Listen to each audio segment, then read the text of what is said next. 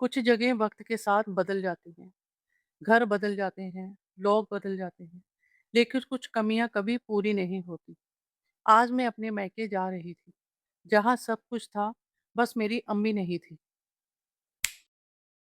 और फिर हम अपने सफर के आखिरी पड़ाव की तरफ बढ़ रहे थे। गाड़ी अपनी रफ्तार से चल रही थी और दिल में एक अजीब सी बेचैनी भी थी, क्योंकि कुछ जगह सिर्फ जगह नहीं होती, वो यादों का घर होती है।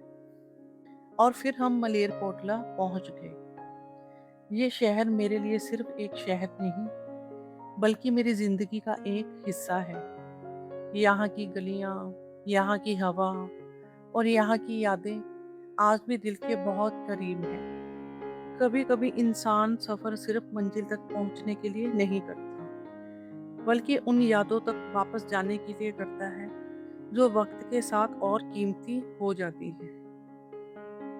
और फिर मैं उस गली में चल रही थी, जहाँ मेरी जिंदगी का एक बहुत खूबसूरत हिस्सा गुजरा था। जब भी मैं मैके आती थी, मेरी अम्मी यहीं बैठी नजर आती थी। जगह आज भी वही है, गली भी वही है, लेकिन कुछ कमियां वक्त कभी पूरी नहीं कर पाता। गेट खोलते ही बचपन की कितनी यादें एक साथ आंखों के सामने आ गई। घर बदल गया है, वक्त बदल गया है, लेकिन कुछ यादें आज भी वही हैं। और सबसे पहले मुझे मेरा प्यारा भतीजा मिला। बच्चों की मुस्कुराहट घर को घर बना देती है, और उसकी मुस्कुराहट ने दिल को हल्का सा कर दिया।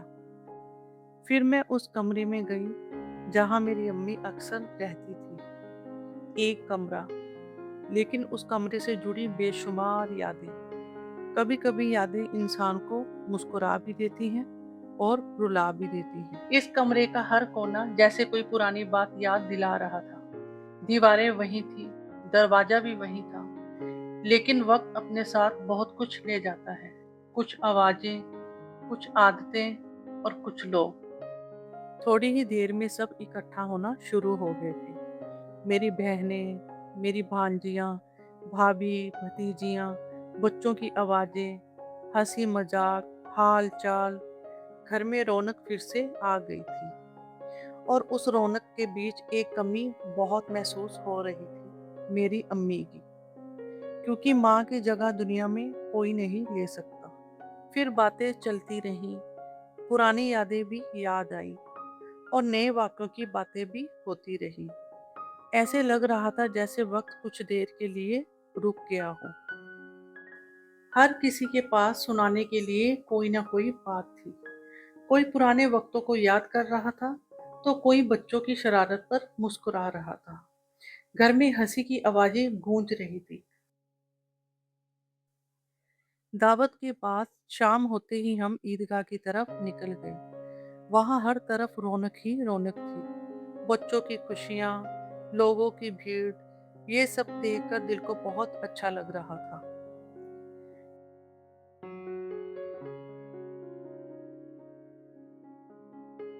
और फिर हमने बोट वाले झूले का मजा लिया। पहले तो बहुत हिम्मत दिखाई, लेकिन जैसे ही झूला चलना शुरू हुआ, तो हंसी भी आ रही थी और थोड़ा डर भी लग रहा था। जिंदगी में ऐसे पल बहुत कम आते हैं, जो गुजरे वक्त भी खूबसूरत लगते हैं और बाद में याद बनकर और भी कीमती हो जाते हैं। ये उन्हीं पलों में से एक है। मेरी भांजियां भी पूरी तरह इस पल को एंजॉय कर रही थी। उनका हंसना देखकर दिल खुश हो रहा था। बच्चों की खुशी में एक अलग ही सुकून होता है, और उस वक्त हम सब वही सुकून महसूस कर रहे थे। ना किसी बात की जल्दी थी, ना किसी फिक्र का एहसास।